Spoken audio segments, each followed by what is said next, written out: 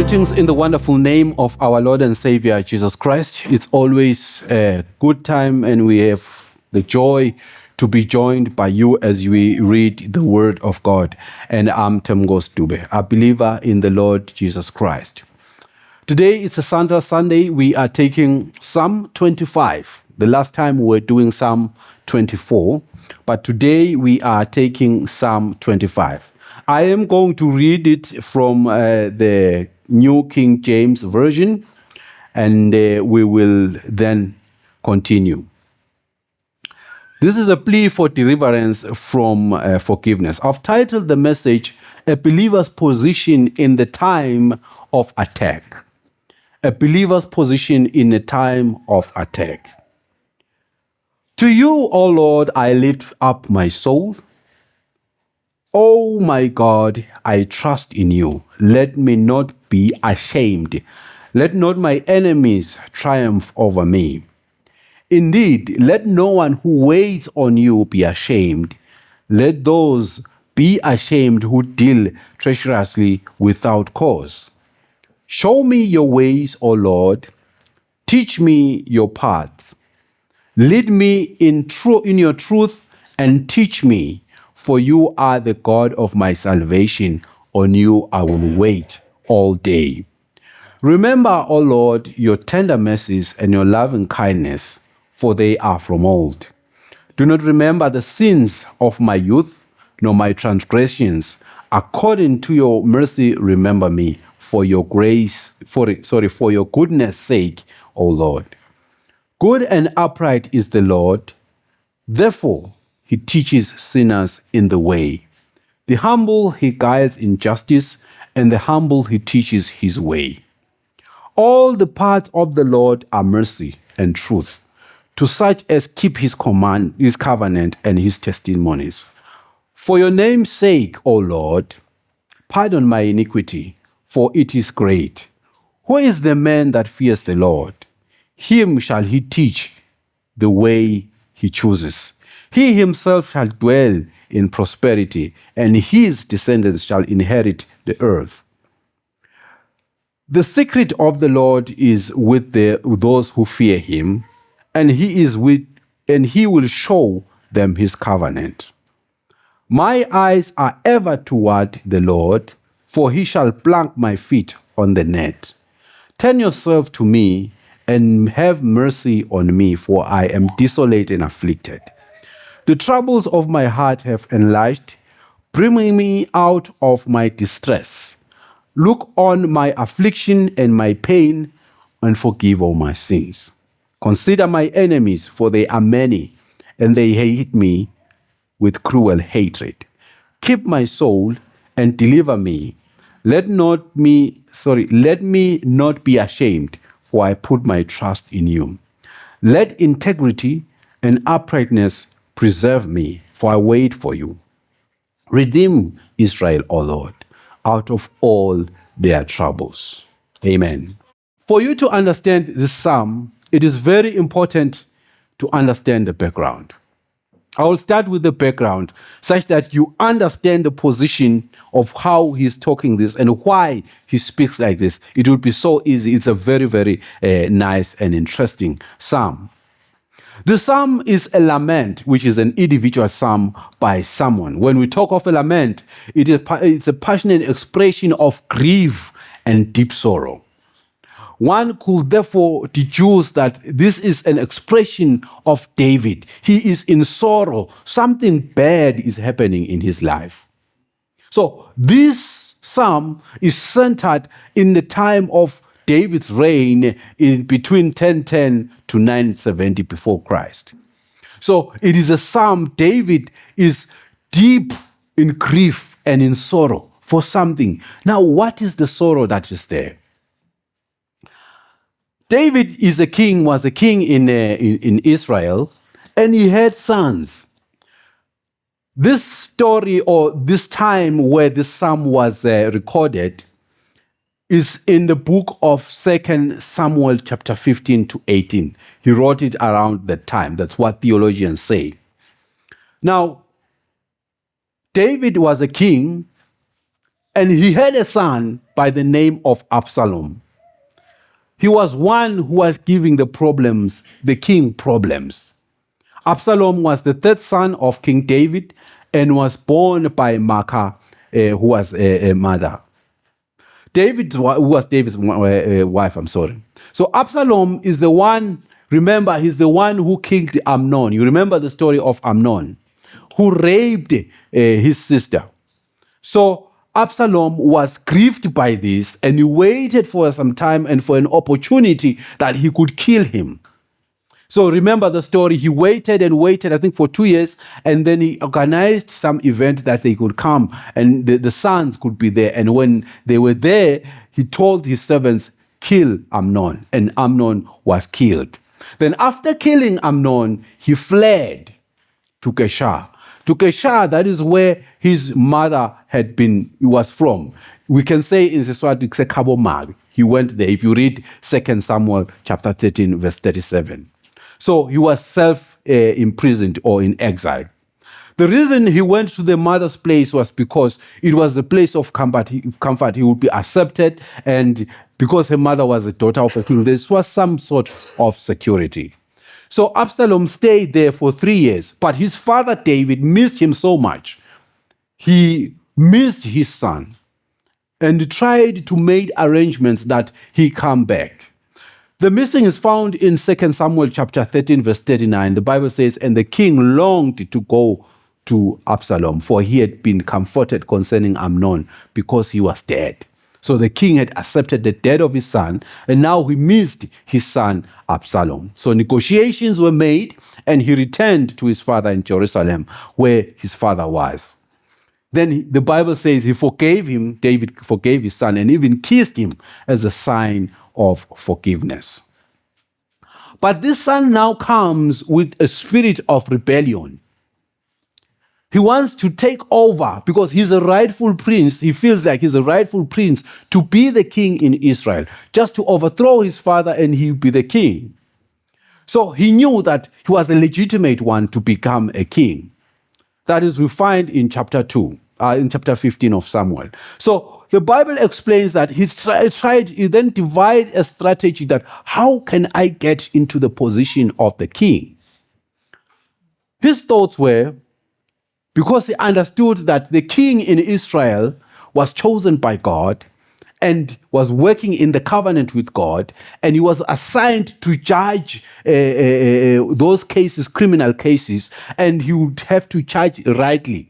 So he had sometimes a deputy who was responsible for giving the judgments when they brought the cases. So the people will come every morning into the king and give cases. This is what this one stole my cow, and the king will have to judge. Remember the story of Moses when it was too much, and his father-in-law said, no, it's too much, just divide the work and have some people to do it. So this was the situation. So David had the deputies who were responsible for dealing with the cases, but the serious ones will still come to the king.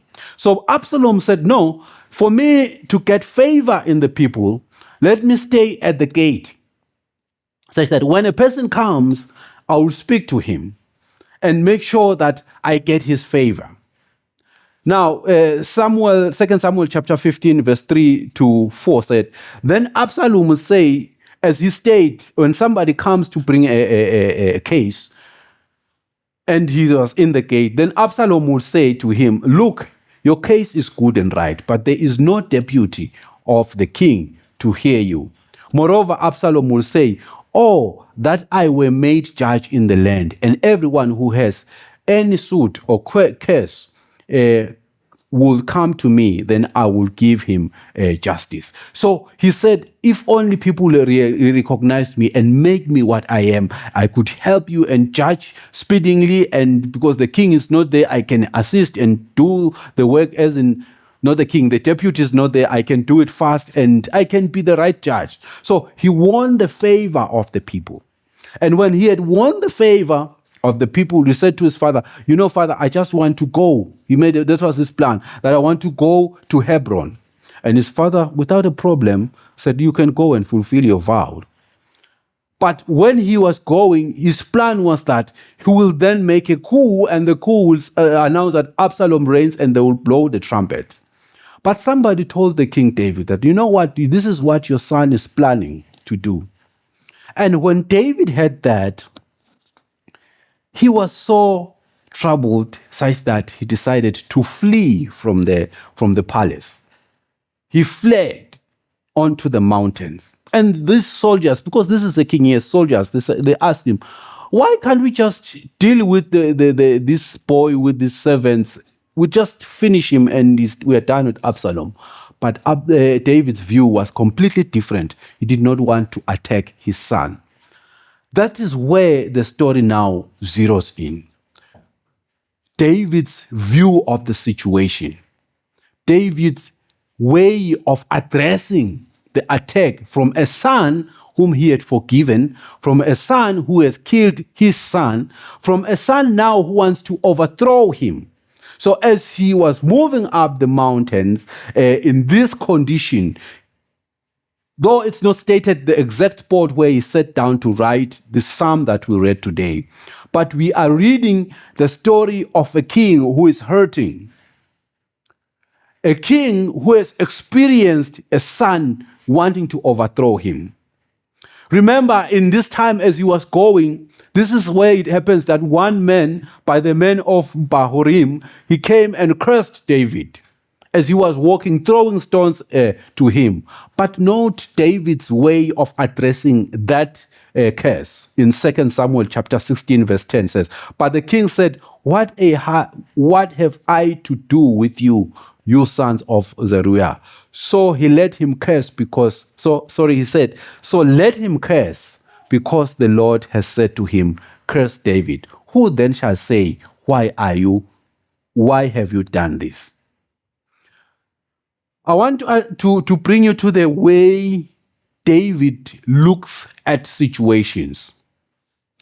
David's belief was that what was happening to him, especially, maybe let me talk on the one who was throwing stones to him, he had been sent by God. Further, his understanding was what made him, instead of fighting his son in the palace, he decided to flee out of his palace. But why, David, you are a king and you decide to run away? It is because of how he perceived life and how he looked at situations. David had this belief that everything that happened to him, God had allowed. If you read the Bible in the book of Lamentations chapter 3 verse 37, the Bible says, who can speak and have it happen if the Lord has not decreed it? So there is nothing that can happen to you that the Lord has not said, let it be. We give the devil so much glory and we actually worship him and said, the devil has done this, the devil has done it. We fail to understand that God has allowed whatever situation you are going through for a certain purpose. David, that's what he understood. He understood that whatever happens to him, even this attack from his son, he looked at it from a perspective of what is the Lord saying to him, because he has allowed this to happen. And then what is it that he wants him to learn? So this psalm we read is written in that situation, but look at the perspective of David. He understands that everything that happens, God has allowed. The other thing that we will find is that instead of looking at the attacks as something that was there to oppose him, he's looking for what God wants him to learn. What a situation. When you go through stuff, he's looking at what is it that the Lord wants me to learn from this. Now he says in the first verse, O Lord, to you, O Lord, I lift up my soul. Now, when somebody says, I lift up my soul, when we talk of the soul, we're talking of the inner person, the inner self, the emotions, the will, the mind, the center of your decision making, your core essence as a human being. Now, when you say you are lifting it up to the Lord, that is when you give those thoughts, all those emotions, all those desires, all those anxieties, you surrender them to Him. We sang a song that, all to you, Lord, we surrender to you. When you let go, you give it to the Lord, you submit it to the Lord. That's why he says, as you submit, Lord, show me your ways. That's verse 4. Show me your ways and teach me your paths. That's the part that's very difficult. Now, David, in what he's going through, all the betrayal, he's saying, Lord, what is it that you want me to learn from this? He sees the happening or the event as a lesson that God has allowed, and he's looking for what God wants him to learn from that. Because his understanding is everything God has permitted, it is for my good. And his prayer is that, let me get the lesson. The lesson will lead me to your ways and will teach me your paths. Amen. I know we are Bazalwane, we look at situations that we face from a different perspective. Sometimes we miss what God wants us to learn from that child who disobeys, from that situation at work, from this business, whatever occurs to you. We fail to learn the lesson the Lord wants us to know. Because everything that happens, he has decreed. He said, no, let it happen to him. I want him to learn this lesson. It is until you have that mindset where you will understand that whatever you're going through, the Lord is teaching you something. So David's desire is not to miss the bus. It's not to miss the lesson. Some situations that we go through as Bazalwane, we tend to blame God and say the Lord was not there. And we say the Lord is this, but God is teaching you something.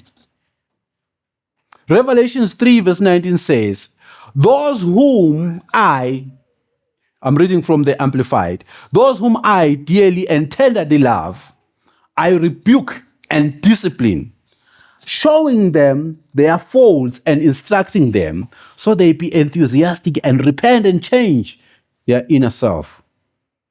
So God's desire is that we change our inner selves and our old way of thinking, as the verse says, in brackets says, change your inner selves, your old way of thinking, your sinful behavior, seek God's will. So there is a way you think now, and God knows that the way you think maybe is limiting you to understand his mightiness and his providence and who he is. So he allows the discipline such that it can change the way you think and your sinful behavior. So there are things that you will never learn until you go through stuff in your life. That's what David's mindset was. That, Lord, from this, I want you to teach me something. Show me your ways. Let me know what you want me to know from this. What a man. What a man. What is it that we are going through? And as you go through what you're going through, do you desire to learn or to see what the Lord is teaching you? So from that situation, he's praying that God lead me to your truth. You know, Jesus Christ said, David understands that there is something that is the perfect will of God, which is the real truth, the real deal. That's what he wants. That, Lord, show me the truth. Lead me to your truth. That's what he wants. He wants what is the real deal that the Lord has for him. John chapter 17 verse 17 says, sanctify them in truth. That is, set them apart for your purpose. Make them holy. So for your purpose, for them holy, your word is the truth. The word is revealed as the truth. So David humbles himself to allow God to mold him so he can be what he wants him to be, to learn the lessons and know the truth.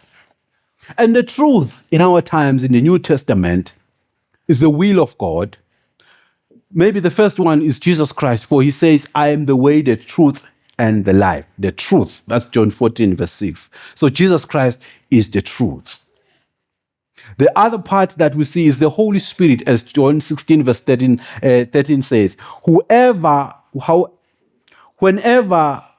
However, when he, the Spirit of truth, has come, the truth, which is the real thing God wants, and the word of God, as John 17, as I've said. So he says, I want the truth.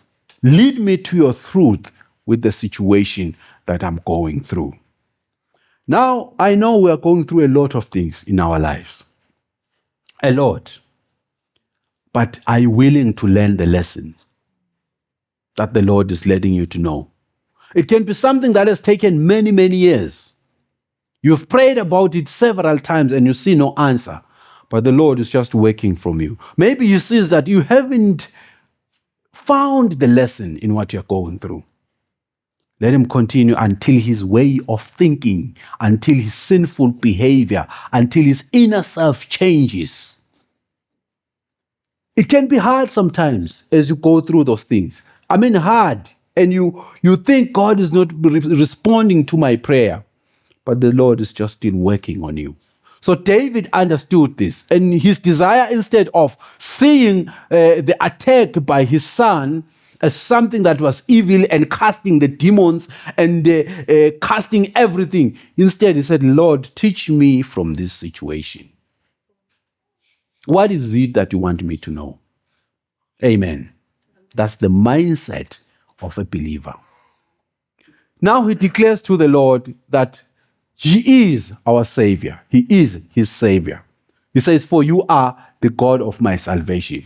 It is him who saved him. He's the way, is the place of protection. He is where he can run to. So regardless of all that is happening, teach me, Lord. And because I'm hidden in you, that's your place. That's the reason why I will wait on you. All day I will wait for you, God.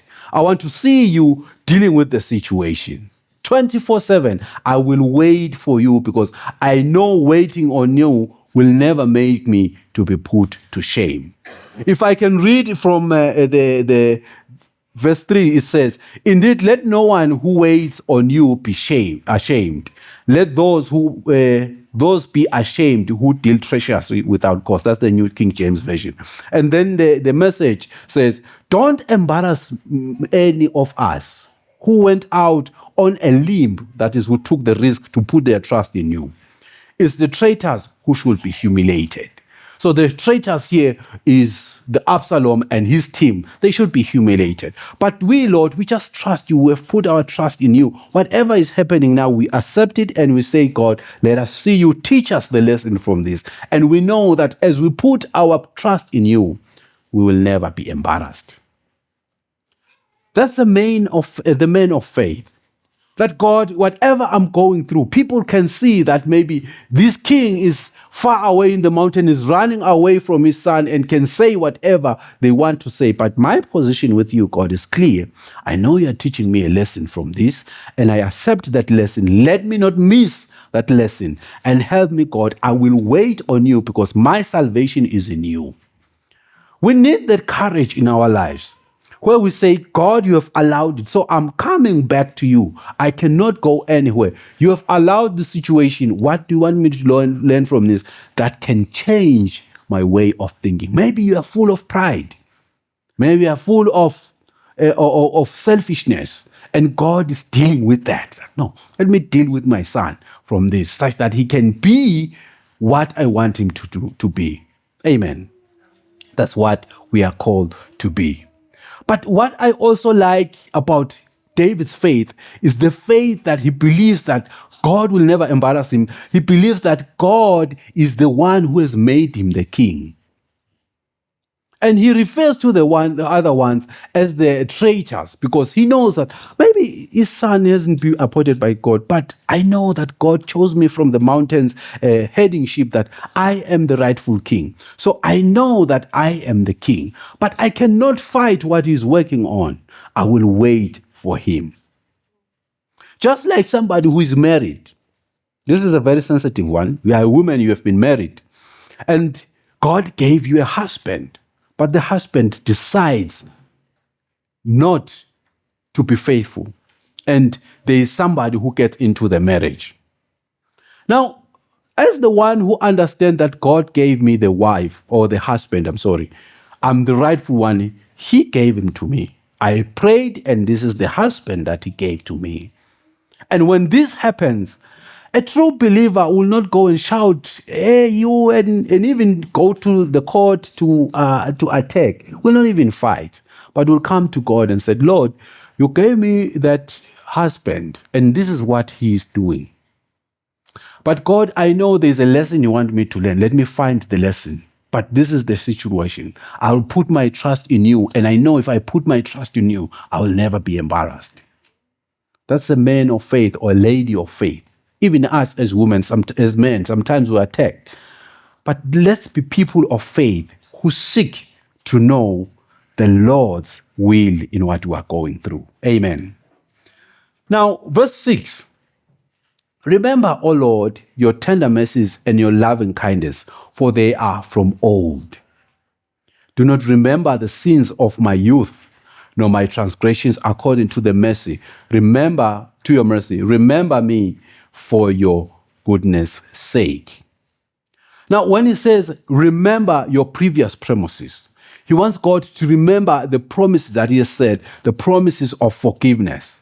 But he now, contrary, says that to Lord, please don't forgive the sins of my youthfulness. Do not remember them.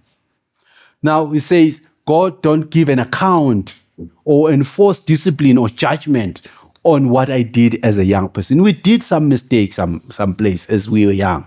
And he's making a plea, God, please don't count on that. Like the man Job said in Job 13 verse 26, "For you write bitter things against me and make me inheritance the iniquities of my youth." But despite that plea, David is therefore making a plea to God not to remember the past sins that he has done. May you please forgive me, Lord. Maybe he's thinking that what he's going through is because of his previous behavior. But what is good about it is that his faith is in the Lord. Now, as I want to bring this to the end, because it's quite a long psalm, I want to say to you, where do you put your trust? As you face difficult situations in your life, how do you treat them? Do you see the devil or you see the Lord as someone teaching you a lesson? Now, faith says to you, I'll put my trust in God 100%. And no weapon that is formed against me shall prosper. As Lamentations has said, nothing will happen to me that the Lord has not decreed. So it's very important that if the Lord has decreed it, because nothing can happen to you without his approval, what is it that he wants you to learn? I know we're going through a lot. Everybody has his own thing that he's going through. They're different. I can't even name them. There's something you're going through. But the Lord has decreed it. No, I won't take. He or she will stand it. And as he stands it, I'm teaching him a lesson. Let's have the mindset that David had, which is a mindset of knowing that God wants me to learn something from this situation. Amen. So you have to remain humble, allowing God to directly deal with you. And let him show you his truth, what he wants you to know. Situations we go through, today he has approved. But pray that you learn the lesson and ask to see his will in it. And never put God to blame, but there is something that he's teaching you. Put your trust in him. As we go today, there's something that you're going through. I pray that you view it differently now. What is it, Lord, that you want me to learn? Maybe it's unemployment. What is it, Lord, that you want me to learn from this? Maybe it's abuse wherever you are going through. I know you are praying about it, but what is it, Lord, that you want me to learn from this? Let this be our prayer, each and every one of us. God, what is it that you want us to learn? in what you are going through. The mindset David had, let's have it today. Surprising, there's even a song that we sing. It's in Zulu, that ezintweni zonke buza intando yakhe. As you go through all that you are going through, what is your will for this? What is it that you want me to learn, God, from this? And you will be encouraged. Where you have messed up in acting against the situation, ask for his forgiveness and seek his direction. Father, we thank you for your word today in the name of Jesus Christ. You are teaching us to trust you and to put our faith in you. And that situations that we go through, you are teaching us lessons. May we not miss those lessons. Father, I pray for your children who are watching, who are listening, and who are here. I know they are going through a lot. Some are complaining that the God that we serve does not care about me, or he doesn't hear my prayers. But Father, today we learn from a David perspective that his view was, God, what is it that you are teaching me from this? Let's have a mindset to view circumstances that happen in our lives as a life lesson. And that life lesson is what you have allowed. It's bringing us closer to your truth.